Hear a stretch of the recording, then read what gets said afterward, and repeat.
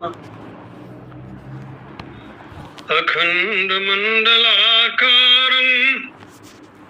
व्याप्तं येन चराचरम् तत्पदं दर्शितं येन तस्मै श्री गुरुवे नमः। माता रामो मत्पिता रामचन्द्रः स्वामी रामो मत्सखा रामचन्द्रः सर्वस्वं मे श्रीरामचन्द्रो दयालुः नान्यं जाने नैव जाने न जाने। अतुलित बलधामं हेमशैलाभदेहं धनुजवन कृशानं ज्ञानिनामग्रगण्यम् सकल गुण निधानं वानराणामधीशं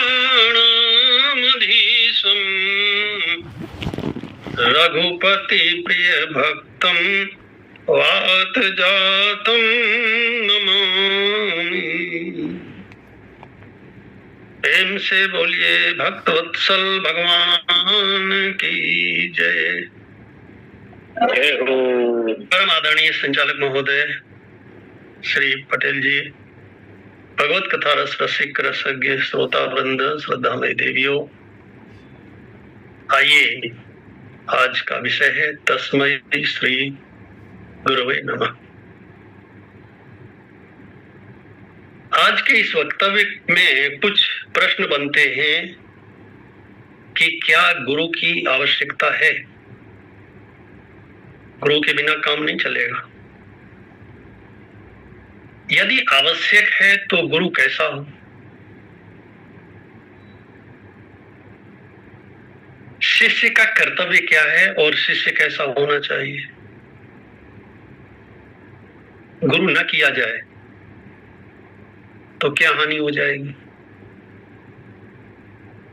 इन कुछ प्रश्नों को मैंने बनाया है कि इन विषयों पर चर्चा करेंगे थोड़ा सा हम आज।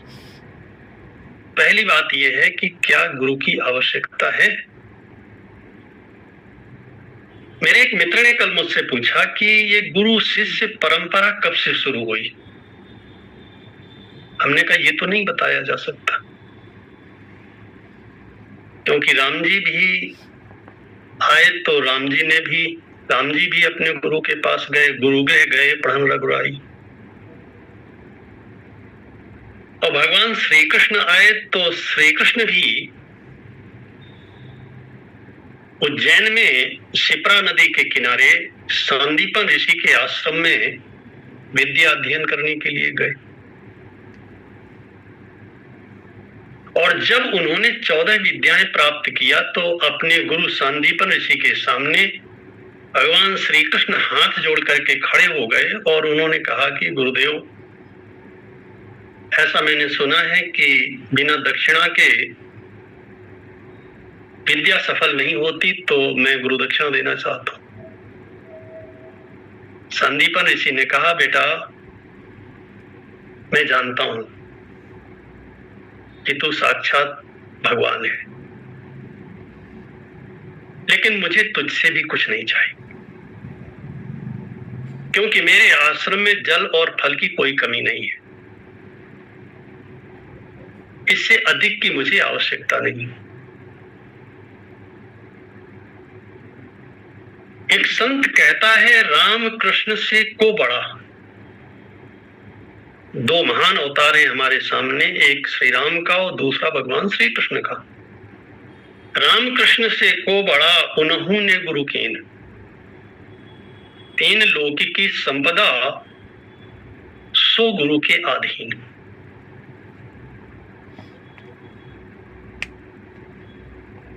सो अगर गुरु की आवश्यकता न होती तो एक बहुत बड़ा प्रश्न है कि भगवान श्री राम गुरु को क्यों करते। भगवान श्री कृष्ण को गुरु बनाने की क्या आवश्यकता थी? लेकिन भगवान श्री राम भी और भगवान श्री कृष्ण भी, जो अपने आप में दोनों पूर्ण हैं, उनके लिए कोई कर्तव्य कर्म नहीं है, लेकिन फिर भी वे गुरु करते हैं। सो क्यों करते हैं? यही गुरु की महिमा इतनी बड़ी हो जाती है, इतनी बड़ी हो जाती है कि उसके सामने भगवान भी छोटे हो जाते हैं।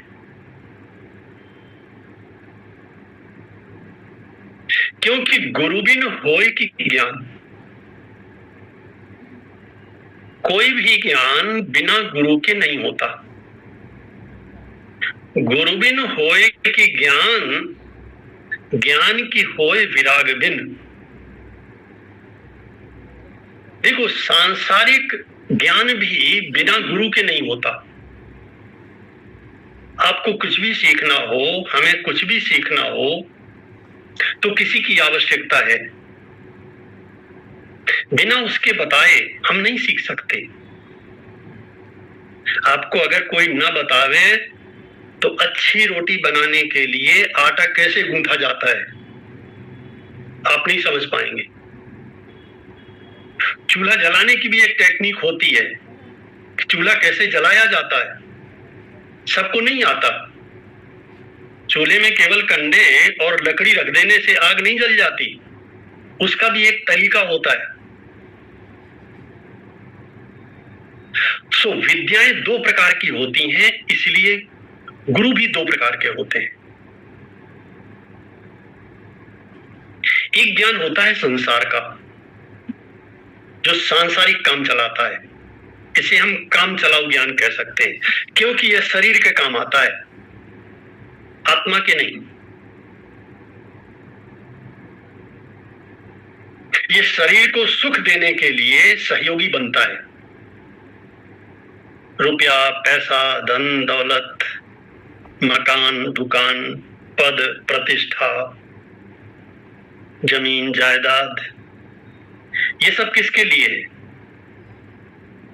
शरीर के लिए, हमारे लिए नहीं। इसीलिए इस ज्ञान को सच्चे ज्ञान की तुलना में अज्ञान कहा गया है, इसे ज्ञान नहीं कहा गया।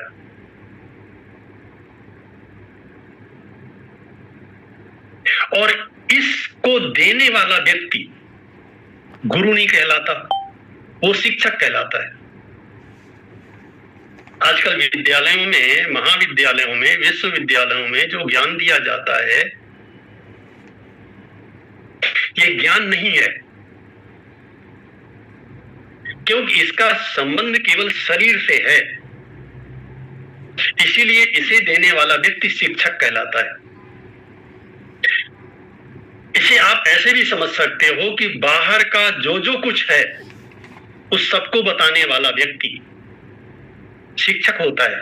शिक्षक कोई भी हो सकता है, वो पत्नी भी हो सकती है, पुत्र भी हो सकता है।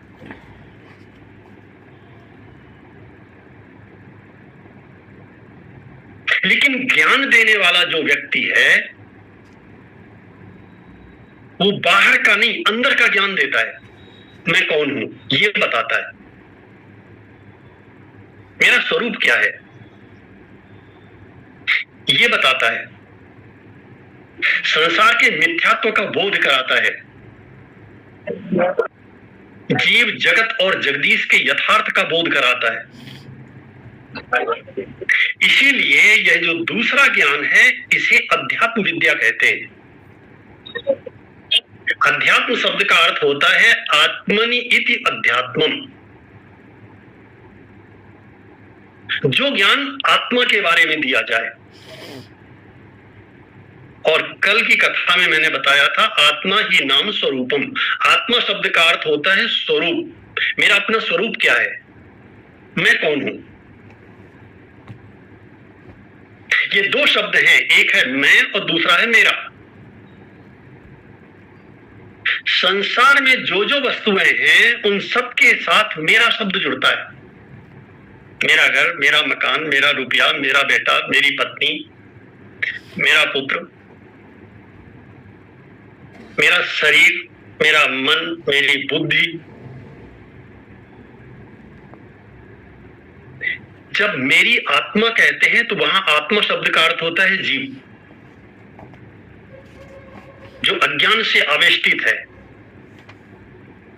इन सबको प्रकाश देने वाला जो मैं हूं, चेतन, शुद्ध चेतन, यह सबसे अंदर है। इसीलिए इसके ज्ञान को अध्यात्म ज्ञान कहते हैं। इसलिए भगवान श्री कृष्ण भगवद गीता में कहते हैं अध्यात्म विद्या विद्या नाम, अर्जुन में विद्याओं में अध्यात्म विद्या हूं। जब तक जीव को यह ज्ञान नहीं मिलता है तब तक वह पूरा जीवन अज्ञान में बिताता है। जो वह नहीं है उसे अपना स्वरूप समझता है। ऐसा है कि नहीं है? हम जीवन भर अपने को ब्राह्मण, क्षत्रिय, वैश्य, शूद्र आदि मानते रहते हैं। ये सब कौन है? शरीर। अपने को धनी और निर्धन मानते रहते हैं, दूसरे को धनी समझ करके अपने को निर्धन समझ करके डिप्रेशन में जीते रहते हैं। किसी को ज्ञानी समझते हैं, अपने को अज्ञानी समझते हैं। दूसरे ने एक शब्द बोल दिया, एक गलत शब्द बोल दिया, हम अपने सम्मान पर ले लेते हैं और उसी में दुखी बने रहते हैं। रात भर की नींद गायब, तमाम सारी बीमारियां, पूरा जीवन इसी अज्ञान में बीतता है। अंधे नैव नियमाना यतांधा अविद्यायाम अंतरे वर्तमानाः। संसार की स्थिति क्या है? अविद्यायाम अंतरे वर्तमानाः स्वयं मूढ़ाः पंडितम मन्यमानाः। हैं बहुत बड़े मूर्ख और अपने आप को पंडित मानते, ज्ञानी मानते, उस अहंकार को लेकर के जीवन भर जीते रहते। संसार में ऐसे गुरुओं की कमी नहीं है आज, जो लोगों को प्रकाशित करने के लिए तरह तरह के नाटक करते। लोगों को प्रकाशित करना बहुत आसान काम है। ये काम तो एक जादूगर भी कर लेता है, नहीं करता। प्रभावित करना, लोगों को प्रभावित करना बहुत आसान काम है, प्रकाशित करना बहुत कठिन है। इसीलिए अज्ञान तिमिरांधस्य ज्ञानांजन शलाकया चक्षुरुन्मीलितम येन, जिसने हमारे नेत्रों को खोल दिया। हम तो अंधे में भटक रहे थे, अंधेरे में भटक रहे थे। पीत्वा मोहमयीम प्रमाद मदिराम उन्मत्त भूतम जगत। कोई अपने को उच्च वर्ण का मान रहा है, कोई अपने को धनी मान रहा है, कोई अपने को विद्वान मान रहा है, कोई अपने को बहुत बड़ा पद का अभिमान लेकर के घूम रहा है और भटक रहा है, सुखी और दुखी हो रहा है। यही तो संसार का यथार्थ है, यही तो जीवन का यथार्थ है। और अशांत होता रहता है। इन सब लोगों के जीवन में घोर अशांति होती है, शांति ही नहीं मिलती। क्यों? क्योंकि सत्य को जानते नहीं, स्वप्न को सच समझे बैठे हैं, स्वप्न में जी रहे हैं। ऐसे अज्ञान में जीवन जीने वाले व्यक्ति को जो ज्ञान दे सके। देखो, यहां पर कर्म और कर्म का फल भी अज्ञान जनित है, क्योंकि कर्म अज्ञानी को ही अपना विषय बनाता है। आपने कई बार पढ़ा होगा गीता में और सब जगह। और जब ज्ञान हो जाता है तब कर्म का जो फल है, सुख और दुख दोनों समाप्त। क्योंकि ज्ञानाग्नि ही सर्व कर्माणि भस्मसात कुरुते तथा। यथैधांसि समुद्रोग्निर्भस्मसात् कुरुतेर्जुनो, जैसे ईंधन यथैधांसि समुद्रोग्निर्भस्मसात् कुरुतेर्जुनो ज्ञानाग्नि सर्व कर्माणि भस्मसात् कुरुते। ज्ञान की अग्नि समस्त कर्मों को भस्मीभूत कर देती है। माने कोई भी कर्म किया हो जीवन में, इस जन्म में और पिछले पिछले जन्मों में, सब समाप्त। कब? जब अपने स्वरूप का बोध हो जाता है तब। सो ऐसे ज्ञान को पाने के लिए तद्विद्धि प्रणिपातेन, भगवद गीता कहता है कि ऐसे ज्ञान को तत्विद्धि, ऐसे ज्ञान को प्राप्त करो। कैसे? प्रणिपात के द्वारा। प्रणिपात माने सर्वस्व समर्पण के द्वारा। कबीरदास जी महाराज कहते हैं, शीश दिए जो गुरु मिले तो भी सस्ता जान।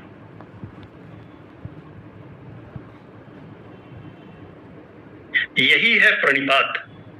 प्रणिपात माने सर्वात्मना समर्पण। सच्ची श्रद्धा के बिना ये हो नहीं पाता। ये शब्द बहुत आसान है, करना बहुत कठिन है। हमारी जो आइडेंटिटी है, हमारी जो अस्मिता है, उसका समर्पण, तद्विद्धि, ये तब तक नहीं होता जब तक हमारे अहंकार का समूल विनाश नहीं होता। हम जीवन भर अपने अहंकार की ही तो रक्षा कर रहे हैं, और क्या कर रहे हैं? मैं ये हूं, अपने को कुछ भी मानना अहंकार है। सो तद्विद्धि प्रणिपातेन परिप्रश्नेन सेवया। प्रणिपात के बाद प्रश्न और साथ में साथ सेवा भी।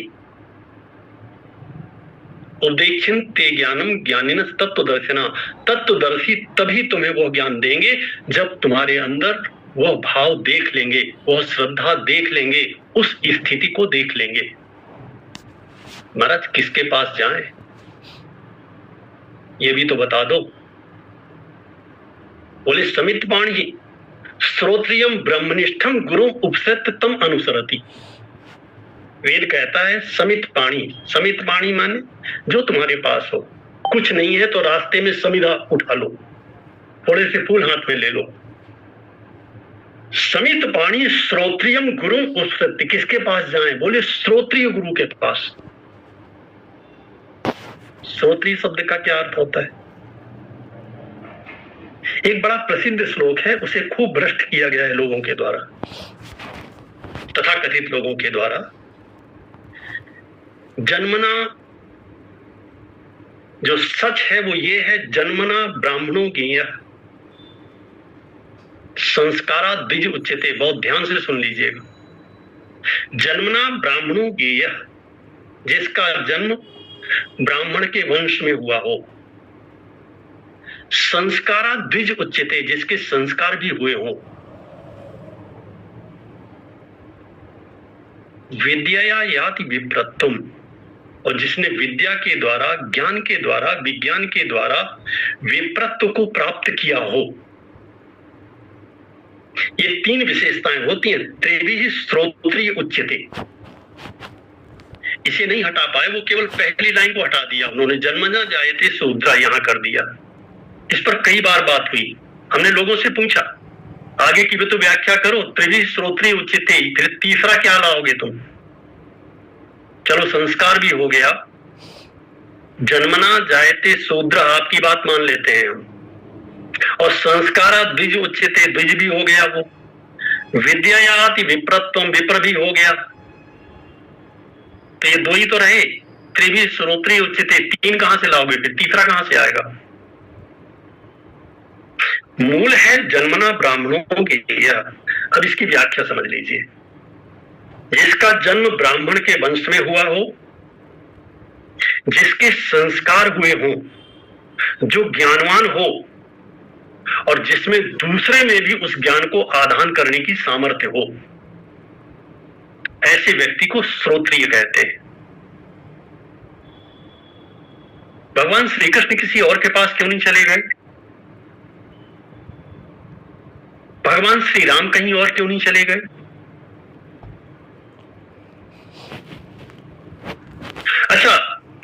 तो सबके हैं, पूजा गाय की ही क्यों करती हो? लोगों ने कहा महाराज आजकल तो ब्राह्मण ऐसे ऐसे ऐसे ऐसे हो गए हैं। हमने कहा बिल्कुल ठीक कहते हो। मैंने कब कहा कि आप उनके पास जाओ? जो मद्यपान करते हैं, विप्र निरक्षर लोलुप कामी निराचार सठ वृखली स्वामी, मैंने कब कहा कि आप उनके पास जाइए?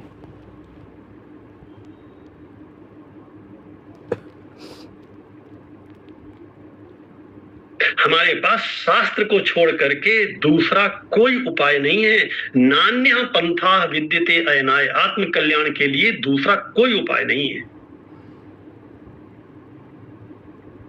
और फिर तो महान अनर्थ हो जाएगा। इसका अन्यथा अर्थ करने पर हो ही नहीं सकता, दूसरा कोई अर्थ बन ही नहीं सकता।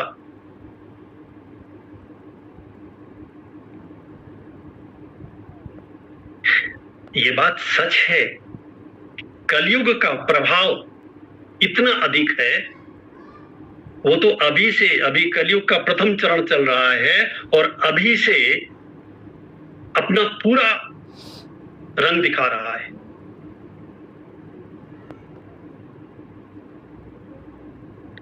ज्ञानपीठ पर बैठ करके लोग ऐसी ऐसी बातें करते हैं जिन्हें कोई बुद्धिमान व्यक्ति समझना सुनना नहीं पसंद करता।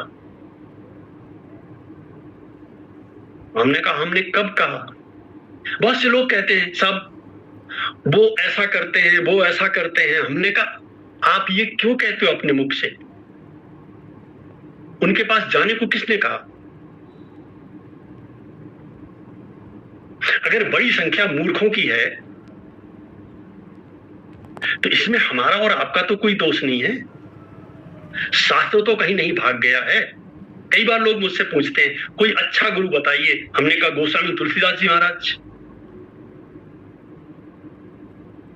किसने मना किया? आप गोस्वामी जी को अपना गुरु मानिए और रामचरितमानस उनकी वाणी है, उसी श्रद्धा के साथ उसका पारायण करिए।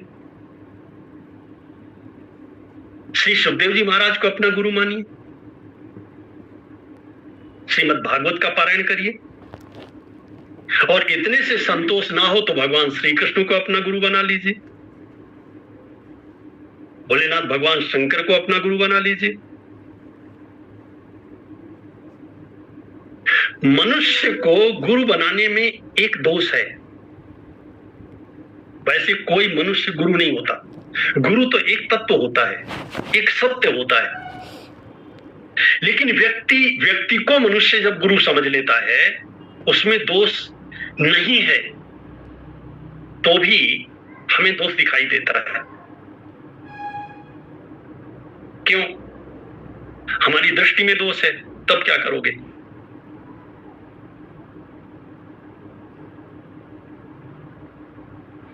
दिखाई देता है और लोभी को दूसरे में लोभ दिखाई देता है, कामी को दूसरे में काम दिखाई देता है। ये मानसिक रोग हैं ही ऐसे, होते खुद में हैं और दिखाई दूसरे में पड़ते हैं।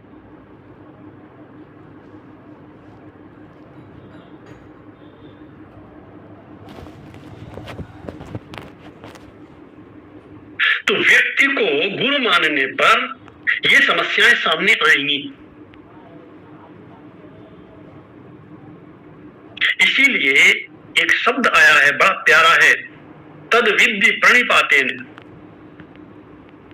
मैंने पहले ही कहा इस तरह का समर्पण हो नहीं पाता।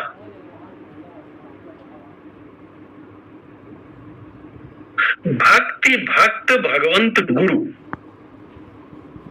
चतुर नाम बपू एक। कहीं कहीं ऐसा कहा गया और कहीं कहीं ऐसा भी कहा गया है कि गुरु तो भगवान से भी बड़े हैं। गुरु गोविंद दो खड़े काके लागू पाए, बलिहारी गुरु आपने। तो गुरु भगवान से भी बड़ा है, ऐसा क्यों कहा गया? ऐसा इसलिए कहा गया कि गुरु में जैसी श्रद्धा भगवान में होती है वैसी ही श्रद्धा गुरु में होनी चाहिए।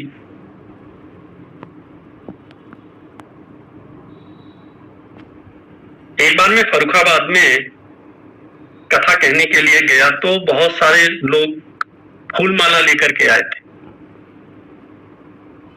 तो वो सारे माले मेरे ऊपर डाल दिए। मैंने उस दिन उन लोगों से कहा, मैंने कहा कि आपको ऐसा लग रहा होगा कि ये माले मुझे पहनाए जा रहे हैं, ये सच नहीं है। लोग लेकर के तो आए थे भगवान को पहनाने के लिए। अब मुझे भगवान की कथा कहनी है, और भगवान जी मिले नहीं, वो दिखाई नहीं पड़े तो मेरे ऊपर डाल दिए। तुम ही सही, मैं तो पहले भी आया हूं, माला छोड़ो, किसी ने फूल भी नहीं दिखाया दूर से। भगवान नहीं मिलते, नहीं दिखाई देते, इसीलिए उनकी बात करने वाला जो व्यक्ति है, उनके स्वरूप का बोध कराने वाला जो व्यक्ति है, उस व्यक्ति पर ही सारी श्रद्धा का समर्पण हो जाता है। कोई तो ऐसा हो जिसके प्रति हमारा समर्पण हो, निराकार के प्रति हो नहीं सकता, और साकार का दर्शन करने की हमें सामर्थ्य नहीं है। ऐसा नहीं है कि साकार भगवान है नहीं। किसी ने तुलसीदास जी महाराज से कहा कि महाराज है तो भगवान दिखाई नहीं देते। बोले, नैनन निरख कृपा समुद्र हरि। अरे तुम देखते क्यों नहीं हो ठीक से? अब तुम्हें नहीं दिखाई देता तो मैं क्या करूं? नैनन निरख कृपा समुद्र हरि। और गीता में भगवान श्री कृष्ण अर्जुन से कहते हैं, न तुमाम शक्य से दृष्टुम अनेनैव स्वचक्षुषा, अनेन स्वचक्षुषा माम द्रष्टुम न शक्नोति। इन चर्म चक्षुओं के द्वारा अर्जुन तुम मुझे नहीं देख सकते। महाराज कैसे देखें? बोले, मैं ज्ञान के नेत्रों के द्वारा दिखाई देने वाला हूं।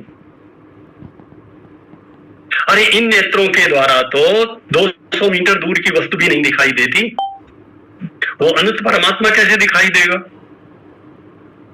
इन नेत्रों के द्वारा तो पंचभूतों में जो आकाश है, आकाश भी दिखाई नहीं देता। आपने देखा क्या आकाश को कभी? कैसा होता है? आकाश से सूक्ष्म है तन्मात्राएं, तन्मात्राओं से सूक्ष्म है महातत्व, महातत्व से सूक्ष्म है प्रकृति, और प्रकृति से सूक्ष्म है परमात्मा। कैसे दिखाई पड़ेगा?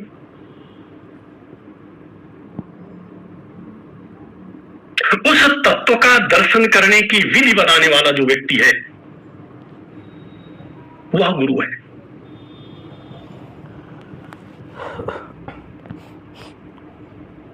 विद्यामृत मश्नुते। इस ज्ञान से होता क्या है?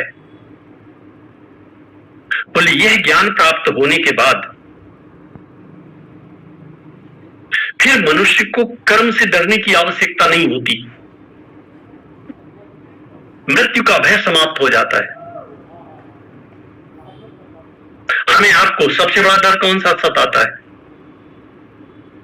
कहीं मैं ना मर जाऊं, और कहीं मेरे जो प्रियजन हैं उनका वियोग ना हो जाए। जिनसे भी हम आप सबसे ज्यादा प्रेम करते हैं, उनके बारे में क्या डर लगता है? एक ही डर लगता है। अच्छा, भगवान श्री कृष्ण ने अर्जुन को गीता का ज्ञान तब तक नहीं सुनाया जब तक अर्जुन ने ये नहीं कह दिया शिष्यस्ते हम। कई बार लोग पूछते हैं, महाराज वहां तो बहुत सारे लोग थे, अर्जुन को ही कन्हैया ने गीता का ज्ञान क्यों दिया? हमने कहा, थे तो बहुत सारे लोग, उनका समर्पण नहीं था। और अर्जुन को भी कन्हैया ने तब गीता सुनाया जब अर्जुन ने कह दिया कि शिष्यस्ते हम साधि माम, माम साधि माम रक्ष, मेरी रक्षा करो, त्वाम प्रपन्नम, मैं आपकी शरणागत हूं। यही है तद्विद्धि प्रणिपातेन, यही है प्रणिपात, मैं आपकी शरण में आया हुआ हूं, आप मेरी रक्षा करो। इसके बाद कन्हैया ने क्या किया? पूरा गीता का सार तत्व गीता के दूसरे अध्याय में है। यूं तो एक एक मंत्र दिव्य है, लेकिन सबसे पहले कन्हैया ने क्या किया? क्योंकि अर्जुन को संशय था, हमारे आपके मन में भी सबसे बड़ा संशय यही है, और जब तक यह संशय दूर नहीं हो जाता तब तक हम धर्म भी नहीं कर पाते, सत्कर्म भी नहीं कर पाते। अपने आत्म तत्व का दर्शन करना तो बहुत बड़ी बात है। अर्जुन के मन में यही तो संशय था, महाराज दूसरों से लड़ना तो आसान है, ये तो मेरे अपने खड़े हैं, सब ताऊ हैं, मामा हैं, चाचा हैं, फूफा हैं, कोई तो संबंधी नहीं छोड़ा अर्जुन ने। बोले सब तो सामने खड़े हुए हैं। कन्हैया ने मुस्कुराते हुए कहा, अर्जुन जब धर्म के मार्ग पर चलोगे तो अपने ही सबसे पहले रोड़ा बनेंगे, वही विरोध करेंगे। मनुष्य इतना पाप किसके लिए करता है? अपने लिए।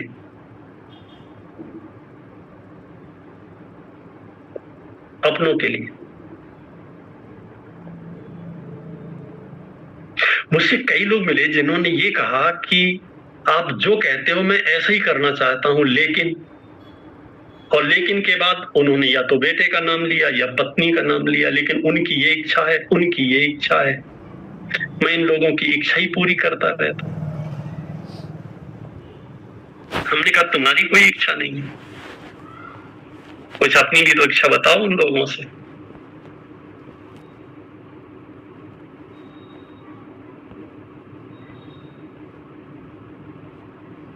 तद्विद्धि प्रणिपातेन परिप्रश्नेन सेवया।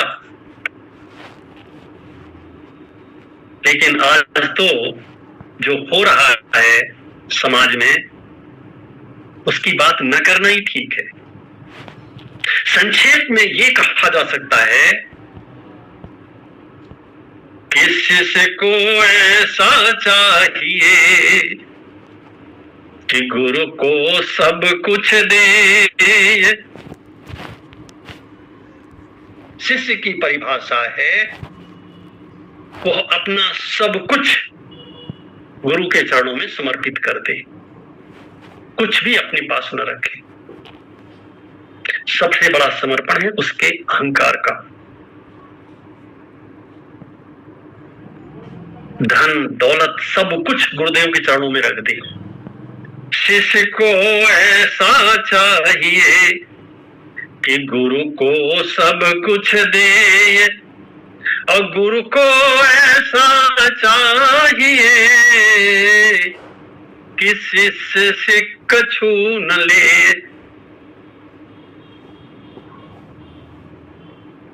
आज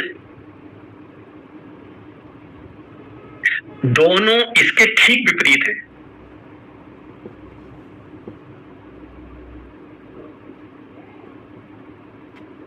राम जी के पूर्वज एक महाराज इक्ष्वाकु हुए हैं।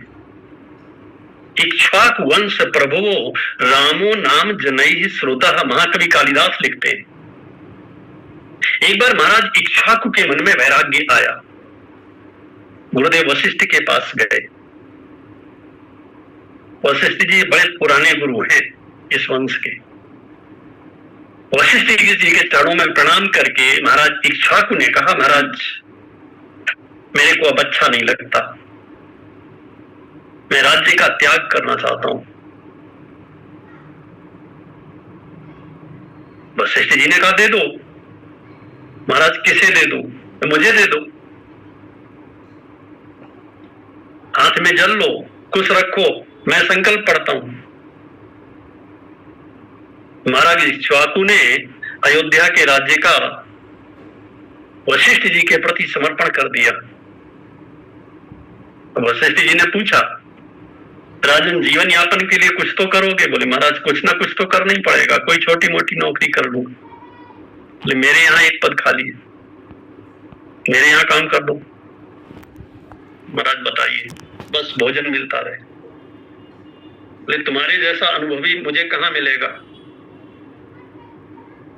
सो तुम आ जाओ, एक पद अभी अभी खाली हुआ है, राज्य मेरा है। ये मान करके इस राज्य का संचालन करना। इक्ष्वाकु ने क्या छोड़ा और महाराज वशिष्ठ ने क्या लिया?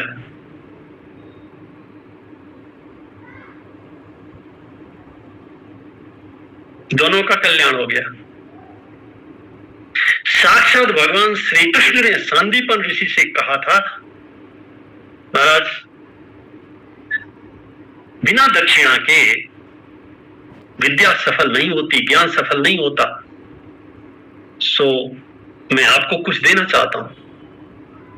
संदीप ऋषि ने कहा कि मुझे तुमसे कुछ नहीं चाहिए। बार बार कन्हैया ने आग्रह किया। संदीप ऋषि ने कहा, बेटा अगर तुम देना ही चाहते हो तो मुझे अधीत विद्या को जब कोई सत्पात्र मिल जाए उसे यथावत सुना देना, उसे बता देना। इसीलिए भगवान श्री कृष्ण ने कुरुक्षेत्र के मैदान में अर्जुन को गीता का ज्ञान दिया था, क्योंकि वे वचनबद्ध थे अपने गुरुदेव के वचनों के प्रति।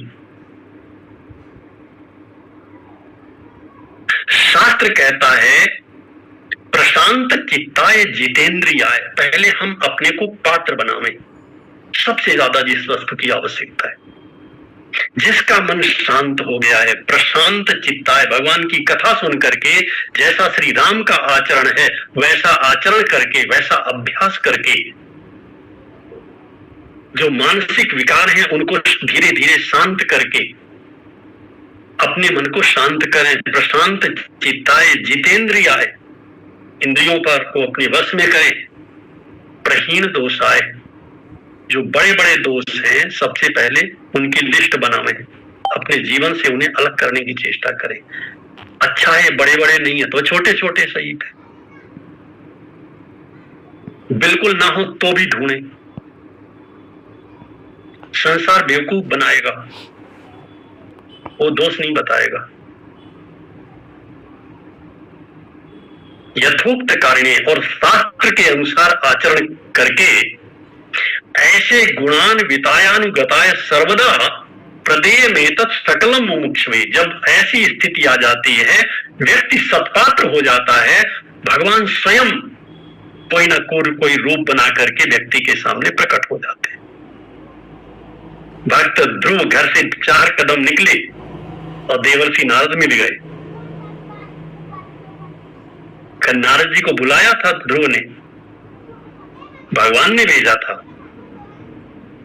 ये सही पात्र है और सही समय है, सो तुम उन्हें इससे शिक्षा दो। गुरु को खोजने की आवश्यकता नहीं है, कहीं खो थोड़ी गए। अपने को पात्र बनाने की आवश्यकता है। भगवान स्वयं गुरु का रूप बना करके ऐसे जीव के सामने आकर प्रकट हो जाते हैं। प्रेम से बोलिए भक्तवत्सल भगवान की जय। बिहारी लाल की जय हो। जय श्री राम। जय श्री राम। तो आज की बात को यहीं विश्राम देते हैं। कल फिर चलते हैं हम लोग अपने पुराने विषय के साथ। कागभूषुंडी और गरुड़ जी के संवाद के साथ। समय पूरा हो चुका है, 1 मिनट पहले छोड़ देते हैं।